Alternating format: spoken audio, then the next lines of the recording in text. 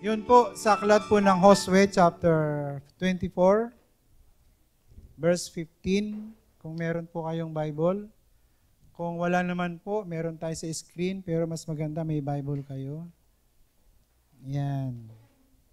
Sabay-sabay po nating basahin pagbilang ko po ng 3. 1, 2, 3. Ano niyo maglingkod kay Yahweh? Mili kayo ngayon kung sino inyong paglilingkuran. Ang mga Diyos na pinaglilingkuran niyo mga ninuno sa Mesopotamia, ang mga Diyos na mga Amoreo na sinasamba dito sa lupa inyong tinitirhan. Ngunit para sa akin at sa aking sambayan, kay Yahweh kami maglilingkod. Pagpalain po ng Diyos ang pagkabasa ng kanyang buhay, banal at makapangyarihang salita. Yon, isang magandang gabi po sa ating lahat. Yon, magandang gabi po sa ating lahat. Yun po. So, alam niyo na ba yung kwento? Narinig niyo na po yung kwento? Narinig na? Narinig na po ba? Yun. So, ang kwento po ay alam natin, ano po, ang Israel po ay gustong pagpalain ng Diyos ng masaganang pagpapala, hindi basta pagpapala, ano po. Pero bago mangyari yon ay balikan natin yung ilang pangyayari. Naging alipin po sila sa lugar po ng Ehipto, ano po, sa loob ng mahigit 400 taon. At dahil po doon sa kanilang paghihirap, ano po, sila po ay nanalangin, dumulog sa Panginoon at dininig naman ng Diyos ang kanilang panalangin, ano po. At dahil doon ay palalayain sila ng Diyos, ano po, sa paungan na po ni Moses. Para paiksin po yung kwento, ay naging malaya na sila, nakarating na sila sa lupang pangako. Ano po, namatay si Moses, nakarating sa lupang pangako, at si Josue po ay nagpatuloy ng pamumuno po sa bayang Israel. Ano po. Pagdating po ng chapter 24, ano po, ay malapit na ring mamatay si Josue. Ano po, titipunin niya ang buong Israel o ang mga leader ng Israel at itatagubilin niya ang mga bagay na ito. At sa verse 15, ano po, habang kausap niya yung mga Israelita, sabi niya po, kung ayaw ninyo maglingkod kay Yahweh, pumili kayo ngayon kung sino inyong paglilingkuran.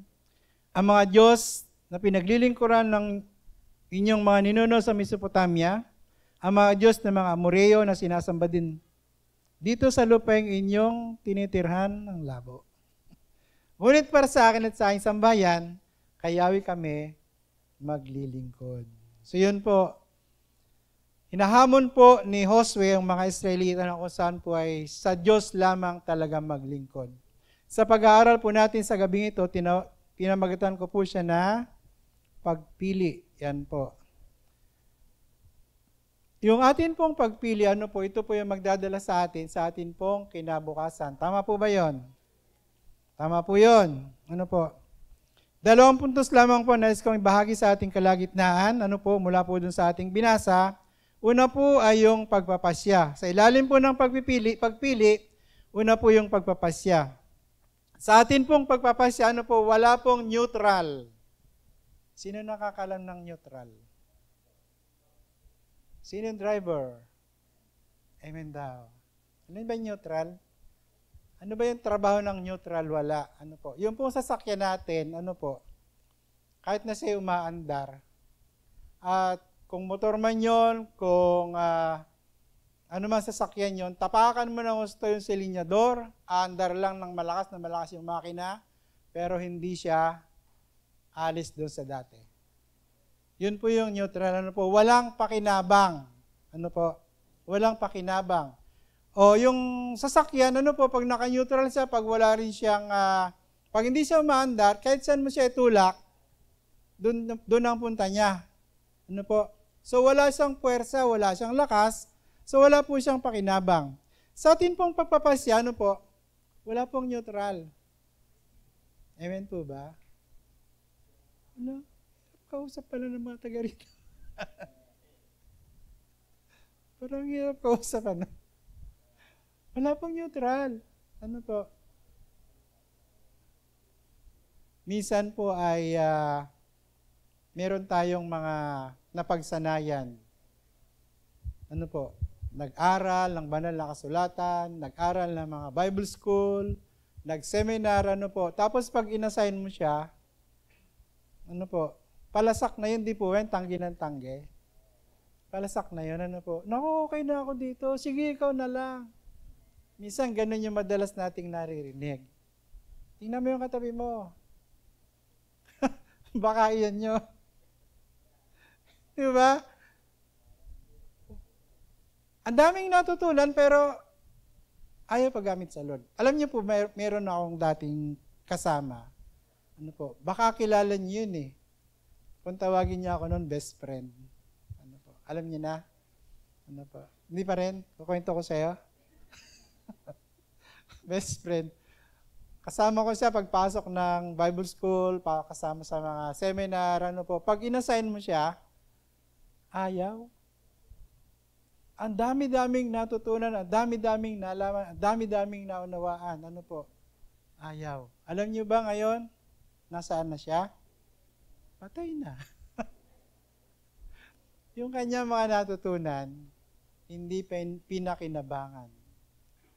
So sa atin pong buhay paglilingkod sa Panginoon, ano po, wala pong neutral. Minsan pag in-invite mong umattend, sige, kayo na lang. Okay na yun. Okay na ako dito. Di ba may mga ganon? Sa meeting.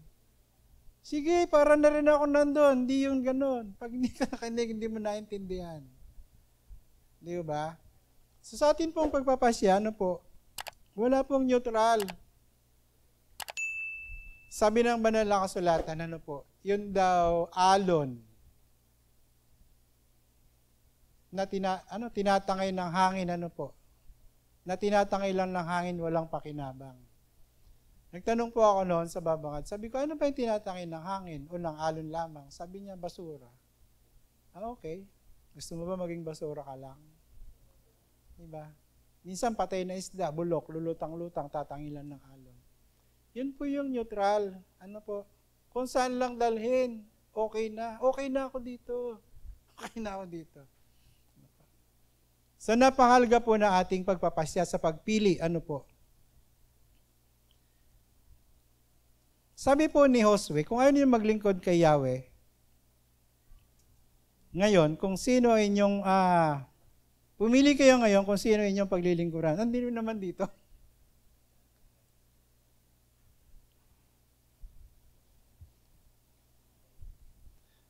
Kung ayaw niyo maglingkod kaya, ay pumili kayo na inyong paglilingkuran, ang Diyos ng Mesopotamia, yun. Sa Mamoreo, na sinasamba dito sa lupa inyong tinitirahan. Salamat. Yung atin pong pagpili, na atin pong pagpapasyahan nga, hindi po isang bagay, ano man mga bagay, ano po kundi Diyos. Amen po ba? Amen po ba?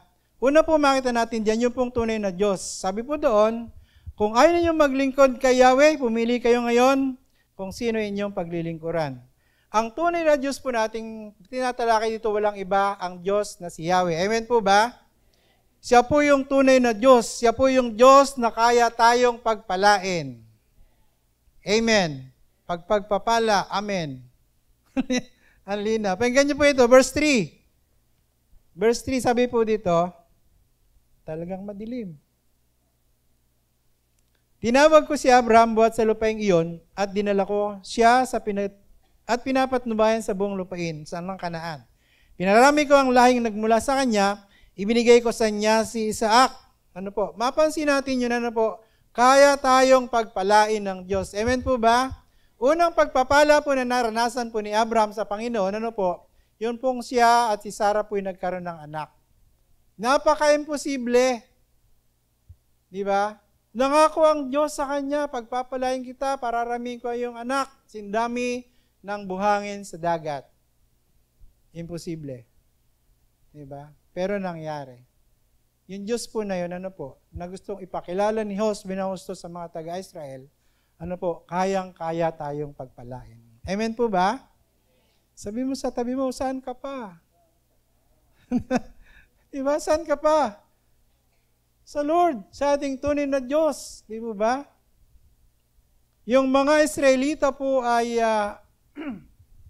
nasa lupang pangako na masagana yung lugar po na yon. Kaya papaalalahanan sila ni Josue dahil marami po mga Diyos-Diyosan sa lugar po na yon. Maraming umaabala sa kanila. Kaya papaalalahanan sila ni Josue na sa Diyos lamang maglingkod, walang iba sa ating Panginoong Yahweh. Pangalawa po na makita natin doon sa tunay na Diyos, siya po yung Diyos na kung saan po'y kayang magpalaya. Sabihin mo sa katabi mo, kaya kang palayain ng Diyos. Parang anto ka na, no? Anto ka na ba? Anto ka na ba? Parang anto ka na eh. Kaya tayong palayain ng Diyos. Amen po ba? Verse 6 ng chapter 24, sabi doon, inilabas ko kayo sa Ehipto, inilabas ko sa Ehipto ang inyong mga ninuno at nakarating sila sa dagat na pula. Hinabol sila ng mga Ehipsyong sakay ng mga karwahe at kabayo hanggang sa may dagat. Yun po, alam natin yung kwento, di po ba? Pinangunahan ni Moses ang Israelita sa paglaya o sa pag-alis. Nung maaalala ng mga Ehipto na wala na silang alipin, hinabol sila. Hinabol nila ang mga Israelita. At wala na silang matakbuhan, isang malaking dagat. Imaginein po natin, dagat. Tapos eto na yung yung mga Ehipsyo at ibabalik na naman sila sa Ehipto. Ang magandang balita po, merong tinatawag na haliging ulap at haliging apoy. Di ba? Habang hinahabol ang mga Israelita ng mga Ehipto, nakapagitan ang haliging apoy sa kanila na sumisimbolo po ito ng presensya ng ating Diyos. Ang magandang balita po, kahit anong problema yung pagdaanan natin, nakaproteksyon ang Diyos sa bawat isa sa atin. Amen po ba? Pwede ba nating palakpakan ng Diyos doon? Di ba? Imaginein po natin yon. Kaya tayong palayain ng Diyos. Yung dagat na kahati lang, sabi ng banal na kasulatan, tuyo na nung dumaan sila. Doon po sa amin, bayan ng San Roque, hindi. Meron doong, pagkabagong ulan siya, doon sa harap ng church natin doon, hindi siya agad natutuyo. May tubig pa rin siya, matagal matuyo. Pero yun pong dinaanan ng mga Israelita, katutuyo lang nila, sabi ng banal na kasulatan, katutuyo lang, tama, katutuyo lang. Tuyong lupa yung kanilang nilakaran. Di ba? Gaano man kahirap yung ating pinagdadaanan, kaya tayong itawid ng Diyos sa ating mga buhay. Amen po ba? Sa panahon na wala na tayong puntahan, ang Diyos meron pang kayang gawin sa atin. Diba? Naalala niyo yung God will make a way? God will make a way. Wala na silang takbuhan, pero merong Diyos na kayang gumawa ng kanilang daraanan. Amen po ba? Sa bawat problema natin, merong Diyos na gagawa ng paraan para tayo po ay makalaya. Amen. Sino po yung tunay na Diyos na yun? Siya po yung Diyos na kaya tayong pagtagumpayin. Amen. Verse 8 ng chapter 24. Sabi po doon, pagkatapos dinala ko kayo sa lupain ng mga Amoreo sa silangan ng Jordan. Nilabanan nila kayo, ngunit pinagtagumpay ko kayo laban sa kanila. Pinuksa ko sila at nasakop ninyo ang kanilang lupain. Wow! Di po ba? Imagine natin ang lalaki ng mga tao sa lugar po ng Kanaan. Hindi nila kaya yon. Sabi ng banal na kasulatan, ako yung nakipaglaban para sa inyo. Di ba? Yan po yung tunay na Diyos. Merong kayang gawin para sa iyo at meron siyang kayang gawin para sa akin. Amen po ba? Sabihin mo rin sa katabi mo, saan ka pa? Di ba? Tunay, totoo ang Diyos ng bawat isa sa atin. Amen. Doon po sa pagpapasya, makita natin yung tunay na Diyos. Pangalawa po ay yung pong tinatawag na Diyos ng Mesopotamia. Sabi doon, verse 15b, pumili kayo ngayon kung sino ang inyong paglilingkuran. Ang Diyos na pinaglingkuran ng inyong mga ninuno sa Mesopotamia. Ano po? Mapansin natin doon po yung binabanggit na Diyos ng Mesopotamia. Ang dami pong Diyos-Diyosan doon. Kumalang po ako ng 3 pangalan ng Diyos-Diyosan nila. Ano po? Yung meron po silang tinatawag na Diyos ng Langit. Ang pangalan po ay ano?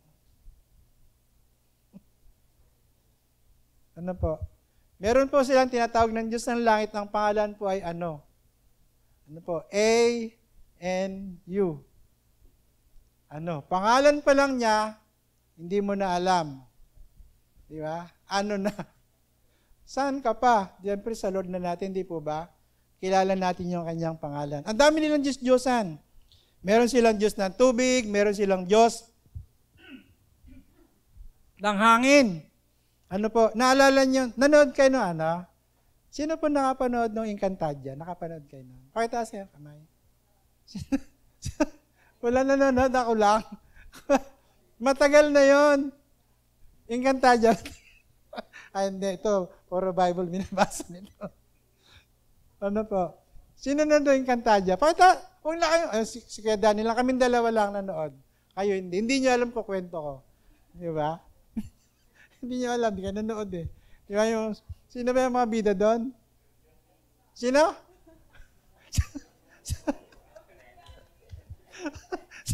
Sino? Yung Diyos ng tubig. Diyos ng hangin. Di ba? Pag kailangan nila, tinatawag nila. Sabi ko, biblical pala yun. Nasa Bible pala yun. Pero ang magandang balita po doon, hindi totoo yun. Kwento lang. Amen po ba? Kwento lang yun. Mga Diyos-Diyosan na kung saan po'y sinasamba sa Mesopotamia, hindi po natin pag-uusapan yung Diyos nila kasi hindi naman totoo yun. Amen po ba? Pag-usapan natin yung Mesopotamia na kung saan po ay maraming Diyos-Diyosan. Ano po? Nung pinag-aaralan ko po ito, ano po? Sabi doon, Diyos na inyong mga ninuno nila Abraham. Na, pinakita po sa akin ng Lord yun, ano po? Yun pong si Abraham ay mula po doon, yung kanyang lahi, yung kanyang mga ninuno, mula po doon ito sa Mesopotamia. Naalala natin si Abraham, sabi ng Lord sa kanya, sa Genesis chapter 12, alis ka dyan, punta ka doon sa pupuntahan ko sa iyo. Ano po? Kung kayo si Abraham, alis po ba kayo?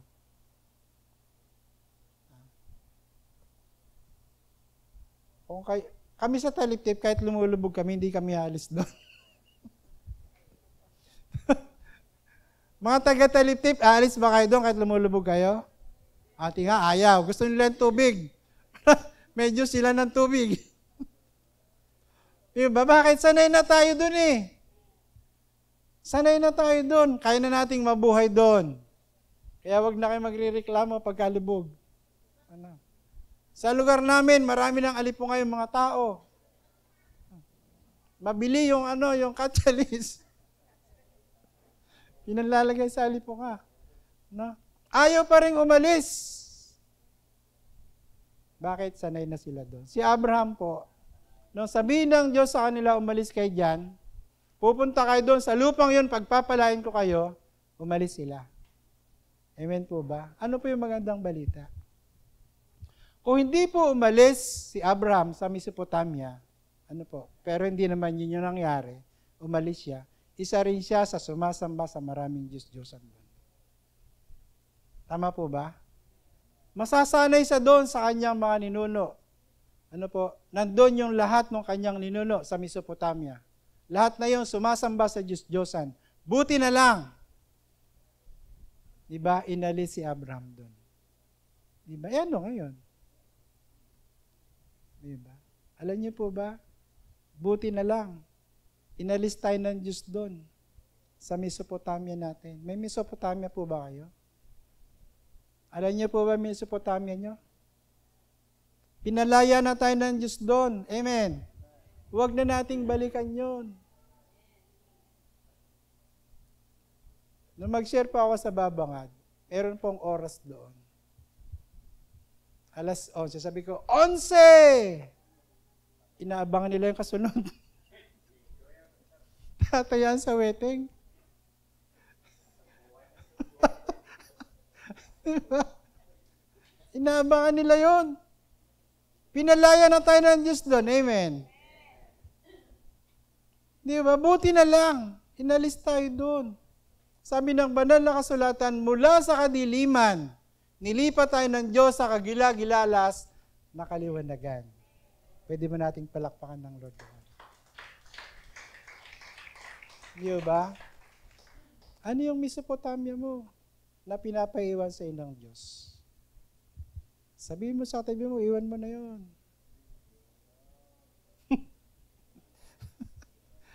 Diba? Iwan mo na yun.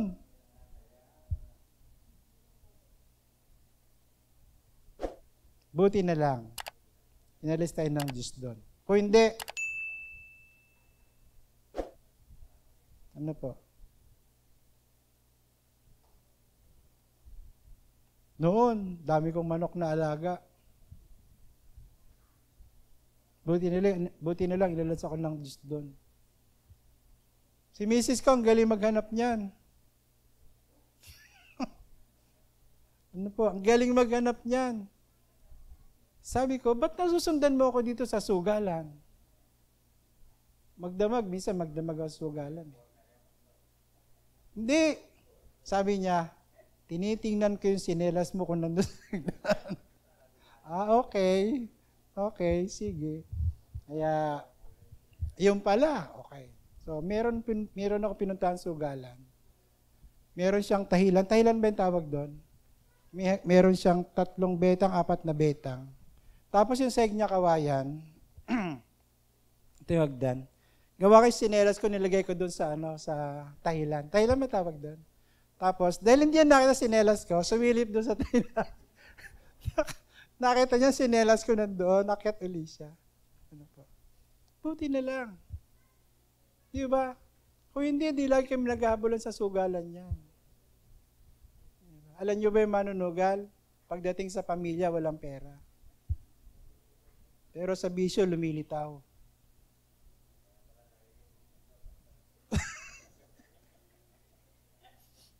Totoo po yun. Totoo po yun. Buti na lang, di po ba? Nakalaya tayo doon. Pwede ba nating palakpakan ng Lord doon? So yun po. Inalis tayo ng Diyos sa lugar na ating Mesopotamia, wag na nating balikan yun. Amen. Pangatlo pong Diyos, na binabanggit po diyan, yung Diyos-Diyosan po ng Amoreo. Meron po silang Diyos ng kasalanan. Imagine natin, Diyos na lang, kasalanan pa. Meron silang tinatawag na Diyos ng kabundukan. Kaya sa panahon na natatalo sila dito sa kapatagan, dadalhin na sa kabundukan para manalo sila. Ulit, hindi naman totoo yun. Hindi ba? Hindi katulad ng Diyos natin na kung saan kaya tayong pagpalain, kaya tayong palayain, at kaya tayong papagtagumpayin. Sino po yung mga Amoreo na to sa ating buhay? Yun pong Amoreo, sabi po doon sa ating binasa sa verse 15. Verse 15. Sabi doon, o ang Diyos ng mga Amoreo na sinasamba dito sa lupaing inyong tinitirhan. Yung mga Israelita po ay nasa lugar na ng Kanaan. Nandun pa rin yung mga Amoreo. Hindi po inalis ng Diyos yun. Malalaking tao sila. Isa pong dahilan, ba't hindi inalis ng Lord yun? Kasi maliliit yung mga Israelita, sabi ng banal na kasulatan, hanggang tuhod lang sila noong mga taga-Kanaan. At mababangis yung hayop sa lugar na yon. Gagamitin sila ng Diyos, yung mga tao po na yon na siyang lalaban, doon sa mga mababangis na hayop na yun para sa mga Israelita. Minsan po yung problema pinapayagan ng Diyos para sa iyo rin. Di ba? Sabi doon, yung mga Amoreo, nasa lupang pangako na sila, hindi inalis. Kasama nilang namumuhay para pagtagumpayan nila. Minsan, kasama natin sa buhay natin yung Amoreo. Di ba? Pinapayagan ng Diyos yun para sa ating kakabuti. Tama po ba? Tama po ba? May mga problema tayong pagdadaanan. Hindi aalisin ng Diyos yun. Kailangan pagtagumpayan natin yun. Naalala natin si Pablo? Sabi ni Pablo, 3 beses akong nanalangin, alisin ng Diyos to. Pero hindi niya inalis. Sabi niya, ang awa ko'y sapat na sa'yo. Kung kailan ka malakas, sabi ni Pablo, kung kailan ako mahina, doon ako malakas. Ano po? Pinapahintulutan ng Diyos ang bawat problema sa ating buhay para hindi tayo magtiwala sa sarili lang natin, kundi para sa Panginoon. Sabi ni Pablo, nilagay ni Satanas to sa akin para hindi ako magyabang. Hindi ba? Minsan, yung problema, nilalagay sa atin, paano hindi maging mayabang? Kaya ko yan. Pero sa panahon na talagang wala ka na magawa, sa Diyos ka pa rin pupunta. Yung problema ay pinapayagan ng Diyos sa atin, para mas lalo tayong lumapit sa Panginoon. Hindi tayo umasa sa sarili lang natin, kundi umasa tayo walang iba sa ating Diyos na buhay. Amen po ba? Sino ba yung amoreo natin? Diba? Sino ba yung problema natin? Tingnan mo yung katabi mo. Yan ba? Yan ba yung problema mo? Diba? Pinayagan ng Diyos yan para pagtagumpayin ka. Amen po ba? Hindi natin malalamang matibay ang bahay kapag hindi dadaanan ng bagyo. Hindi natin malalamang matibay ating pananampalataya kung walang problema. Amen po ba? Normal lamang ang problema. Ano po? Ang hindi po normal, ibagsak tayo ng problema. Ilayo tayo ng problema sa Panginoon, yun po ang hindi normal. So, kailangan po nating pagtagumpayan yun. Hindi nalis ng Diyos ang mga Amoreo sa kanila, para pagtagumpayan nila. Yung problema, pinahintulutan ng Diyos sa atin para maging matagumpay tayo. Amen. So, napakahalaga po yung pagpili. Sa pagpili, yun pong pagpapasya. Ulit po, ang pagpapasya, hindi mga bagay, kundi Diyos. Tunay na Diyos at mga Diyos-Diyosan, Siyempre, ang Diyos pa rin natin ang ating pipiliin. Amen po ba? Sa pagpili po natin, makita natin yung pangsariling kagustuhan. Sabi po dito, ngunit para sa akin at sa aking sambayan, kay Yahweh kami maglilingkod. Nung sabihin po ni Josue yon sa mga taga-Israel o sa mga Israelita, gusto niya, pag namatay siya, maging tapat pa rin ang mga Israelita sa paglilingkod sa Panginoon. Alam niyo po ba, sabi ko, pag mamamatay na yung tao nung time na yun, alam nila. Nagbibilin, Sa atin kaya, pag nalaman natin mamamatay tayo bukas, ano gagawin natin? Di ba? Sabi ko, galing naman. Yon, gusto niyang hikayatin, yung mga Israelita na talagang maging totoo yung kanilang paglilingkod sa Diyos.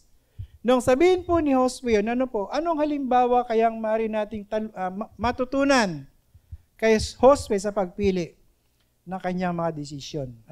Una po, nakita po doon, yun pong pagiging determinado ni Josue. Nung sabihin niya po na kay Yahweh kami maglilingkod, ako at aking sambayan, yung kanyang determinasyon. Walang kagatol-gatol, walang haharang. Imaginin po natin, pwede siyang madistract ng mga Diyos-Diyosan sa lugar po ng lugar na kanila pong kinaroroonan. Kasi meron pa rin. Pero matibay niyang sasabihin, ako at aking sambayan kay Yahweh lang maglilingkod. Yung kanyang determinasyon. Napakahalaga ng ating pong determinasyon. Amen po ba? Yung ating pagpapasya. Napakaingay po ng mundo natin. At maraming pwedeng maglayo sa atin sa paglilingkod sa Panginoon. Amen po ba? Kung wala yung determinasyon natin sa paglilingkod sa Diyos, saan kaya tayo pulutin? Naalala niyo po yung kwento? Meron pong kwento, merong 2 palakang payat. Sasali sila ng karera, tapos ang akyatin nila para manalo sila ay mataas na tore. Ang daming mga nanonood, nakita silang 2 payat na palaka. Sabi ng mga nanonood, hindi kayo mananalo payat! Boo! Binobo sila. Para paiksi ng kwento, Ang nanalo yung dalawang payat na palaka. In-interview sila, ba't kayo nanalo? Ha? Ba't kayo nanalo? Ha? Yung pala bingi. Bingi pala. Ang dami-daming nambubuli sa kanila, hindi nila naririnig. Patuloy pa rin sila doon sa pagtakbo nila at sila yung nanalo. Sa mundong ito, pag pinakinggan natin yung ingay ng bingo, talo tayo. Di ba? May ingay ang mundo, ang daming distraction.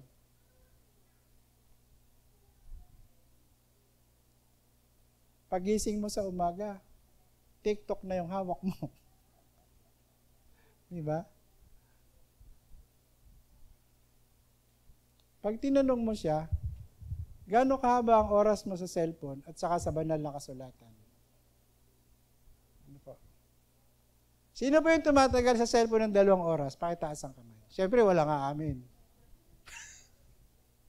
Di ba? Pero higit 2 oras, hindi po ba? Pero sa Bible, 20 minutes lang, yung 3 chapter lang nababasahin. Hindi mabasa.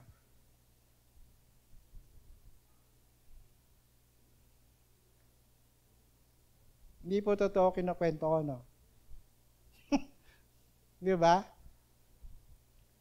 Sino po yung may daily bread? Pakitaas ang kamay. Ayan. Nasusundan niyo po ba yung 3 chapters na binabasa doon? Yun, si Ate Epi, amen daw. Malakas ang loob niya kasi nababasa niya yun. Yung hindi po may amen, totoo yun. Hindi niyo binabasa yung Bible niyo.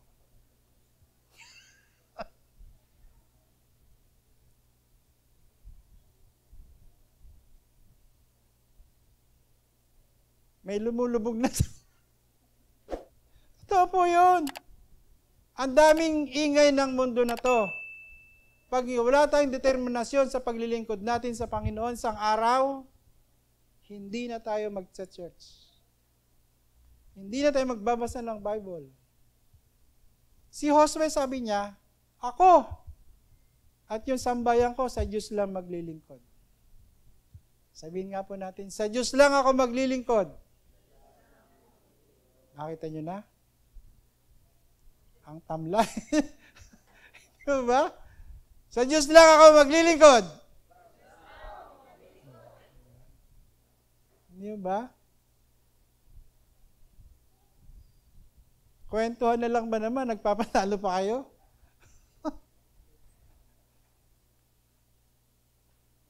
Yung determinasyon, yung pagsusumikap. Meron po nagtanong sa akin, Pastor, paano tatatag yung aming pananampalataya? Magbasa ka ng Bible. Mating ka ng mga Bible study.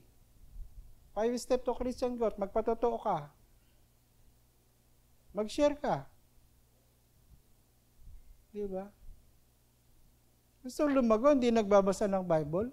Ba? Pambira yan. Gusto lumago, ayaw umati ng prayer meeting?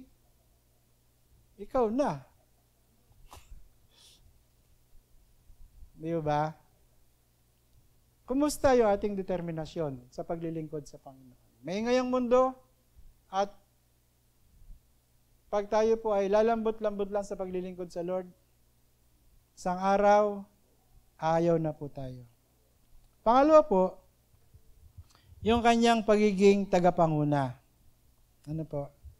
Nung sabihin niya po yon, ako at ang aking sambayan ay maglilingkod sa Diyos, ano po, pinapakita niyo yung kanyang pagiging leader sa kanila pong tahanan. Amen po ba? Amen po ba? Sino yung leader sa loob ng tahanan? Siyempre, hindi yung kasama mong hindi born again, ikaw yon. Tama po ba? Ikaw yon. Kung hindi nag-church yung sambayan mo, ayain mo. Kung di nagbabasa, pagbasahin mo. Di ba? Ikaw yung leader eh. Yung responsibilidad, ano po, ni Josue, responsibilidad din natin. Maganda na naikukwento po natin ang ginawa ng Diyos sa atin. Tama po ba? Pag hindi natin kinuwento yon, di alam ng mga bata na to. Kwento po natin. Diba? Ang ganda-ganda ng kasaysayan ni Jose, di po ba? Siya yung ginamit ng Diyos para yung Ehipto ay makatawid sa 7 taong taggutom. Ano po? 7 taon tagtuyot. Nung hindi pa nagpapalit ng paraon, sikat pa yung mga Israelita sa pamumuno ni Jose. Ang problema, paglipat ng Exodus, wala nang nagkwento ng ginawa ni Jose. Naging alipin na sila. Amen po ba? Sabi mo sa kami, kwento mo ang Diyos. Di ba? Sa nakagisnan po natin, kahit walang magkwento sa atin, yun na yun eh. Di ba? Sabi nga nila, dito na ako nagising, dito na ako mamatay. O tama, diyan ka talaga mamamatay. Hindi ka nagbago ng pag-iisip mo. Matitigo ka dyan. Ano po? Payag ba tayo? Kwento natin. Ano po? Pag hindi natin kinuwento, magiging ritual na rin lang. Yung mga batang maliliit, na susunod sa atin, hindi natin kinuwento patungkol sa Lord. Ritual na rin lang yun. Ano, magsisimba, uuwi. Magsisimba, uuwi. Ang tawag doon ay simbawe, di ba? Di ba ganun ginagawa natin sa church dati? Bagay ako, hindi ako nag-church nga pala dyan. 2 beses lang. Nung mag-first communion ako, tapos nung ikasal kami mag-asawa.